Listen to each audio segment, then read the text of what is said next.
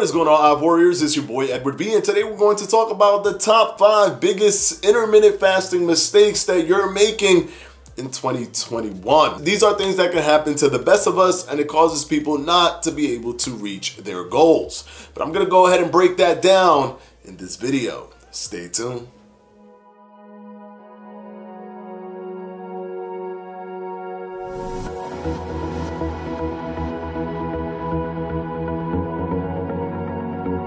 Alright guys, quickly before we start, this video is brought to you by yours truly, Fledge Fitness and the Fledge Fitness Jump Rope. If you haven't gotten yours yet, what are you waiting for? With an ergonomic design, aluminum handle, and swivel design, you can't go wrong with the Fledge Fitness Jump Rope. You can click on the top right hand corner of this video or down in the description box below. And of course, as always guys, thank you so much for your support. Now let's go ahead and jump right into the video. Alright, without wasting any time, number 1, breaking your fast poorly. A lot of people think that they can just eat whatever they want when they break their fast, and they don't understand the mechanisms at work when your body has not eaten for a long time and is in the post-absorptive range and has activated a metabolic switchover, and your insulin is at baseline, at rest. People don't understand what happens when you consume food.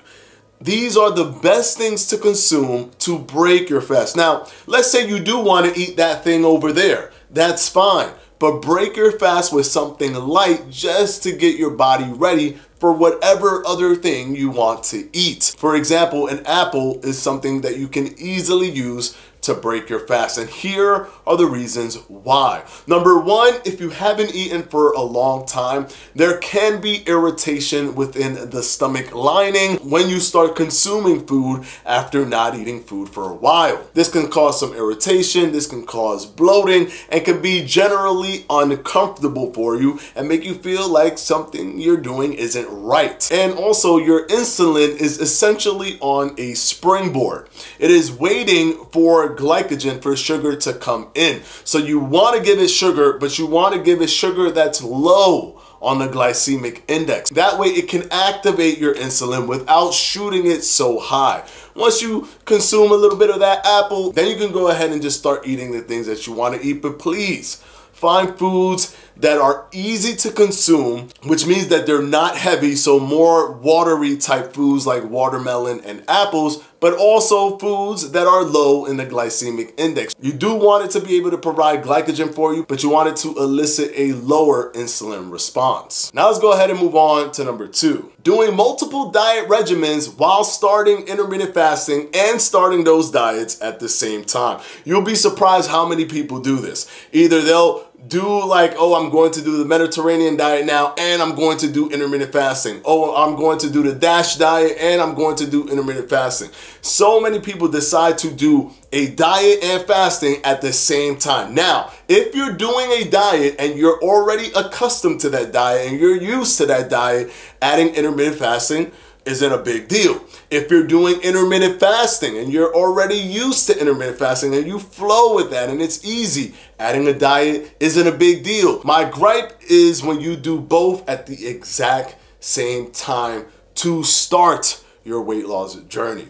Why? Because you're adding so many more roadblocks to actually sticking to something. You're making something harder. Instead of just making it where you can open a door and walk in, you have to climb a gate, jump through fire, move through electric wiring, and then get to the door, open it, and get through. You can make it to your destination when you control for as many things as possible and you remove all of the possible obstacles. Giving yourself 2 things that you have to stick to, where if you fail one, you may pull the other down with you, simply because if you feel like you didn't do this, this doesn't matter. If you feel like you didn't do this, this doesn't matter. You have to stay 100% focused. And if you're going to do intermittent fasting, do intermittent fasting, get accustomed to it, then introduce a diet system. You don't want to make it impossible or incredibly difficult for you to navigate to your destination. This is something that a lot of people do. They mix even keto with intermittent fasting, which Fine, I understand keto is like the sister to intermittent fasting because of the entire prolonged insulin baseline kind of system, but you still want to pick one first, get used to that one, and then introduce the other to increase your possibility for success. Remember, it's not just the physical things that you do. Yes, wouldn't it be great if you could do the Mediterranean diet and intermittent fasting? You're adding two good, diets to you're fusing two amazing diets that can work wonders for you. Yeah, sure. Wouldn't it be great to do keto and intermittent fasting? This is the sister of intermittent fasting, and it works insulin in a very similar way. This is a perfect tandem. Yeah, I get that. On paper, amazing. Psychologically, not so much, especially when you're starting it in the beginning. One of the biggest reasons why people don't follow through on these diets are hormonal things that elicit psychological behaviors that can make you go against what you're trying to do. Let's go ahead and move on to number 3, no exercise. Now, we just looked at a study, a new intermittent fasting study that showed those who were doing intermittent fasting reduced their exercise, reduced their resistance training while doing intermittent fasting, while those who just did caloric restriction, the same amount of calories that were restricted, did not reduce their exercise. And guess what? Those who were doing intermittent fasting lost muscle. It is important that you do not think to yourself, well, because I'm not eating, I therefore have no more energy to go to the gym, but it's a-okay because I'm losing weight. And that's the number one thing that matters. No, you need to go to the gym because you will be deteriorating muscle, and the primary driver for your metabolic rate is lean tissue. If that starts to reduce, and on top of that, you're losing weight, you are going to be in this uphill battle where your metabolism is getting lower and lower, and it's harder and harder for you to continuously lose weight.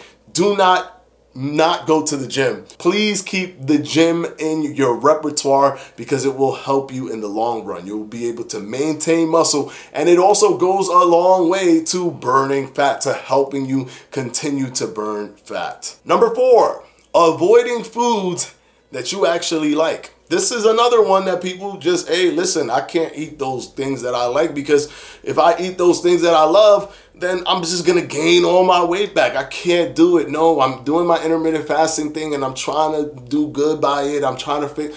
Listen, you can eat the things that you like, but you need to also be controlling for calories. If you're going to eat the thing that you like, you need to know how much of it you're eating and how much calories are you taking in. And is that still putting you at an overall total daily net negative, which means you are consuming less than your body is outputting so that you can continue to lose weight. Don't think that you don't have to eat the things that you like. This is another thing that can cause people to break off of whatever regimen that they're in. When they start to kind of fixate on every single little thing, and then they just feel like they're in this tunnel where they can never see the light at the end of it. You don't want to be in that position. Eat the things that you like. Eat good things for you as well. Throw all those stuff in together, but don't just abandon those things cold turkey because it can make you just feel like the task is going to be too difficult and too vast and too large for you to be able to complete. Patience is key, but don't take away the things that you like. Throw them in there. Just make sure that you're always controlling for calories and trying to get your nutrition for the day. All right, and number 5, binge eating when you do go against your regimen and break your fasting protocol. This happens to a lot of people. This has been seen in studies. I've seen friends and family that do this. They're doing intermittent fasting.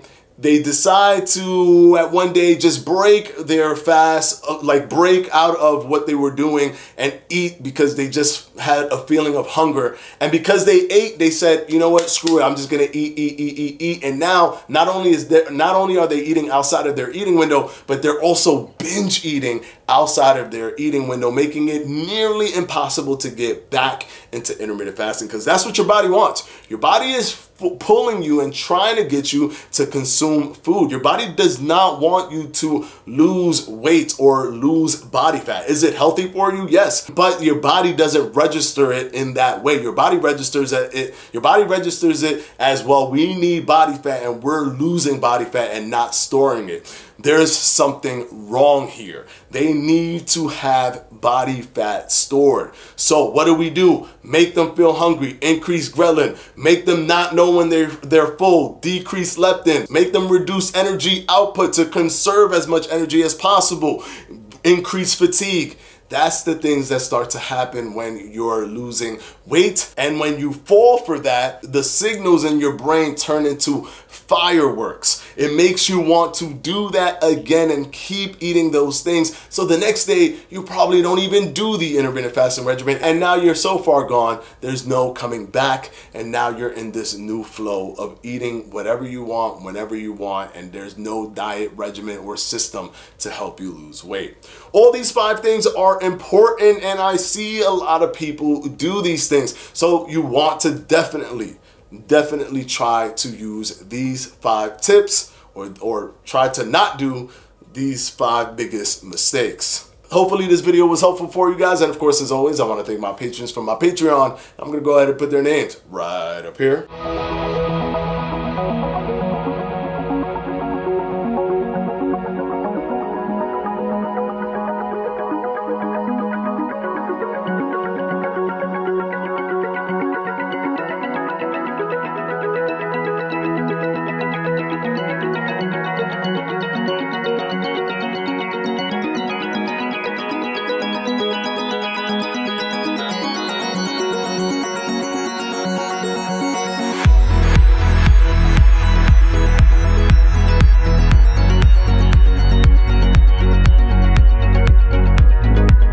And as always, guys, I'll see you on Wednesday for another FAQ. Peace!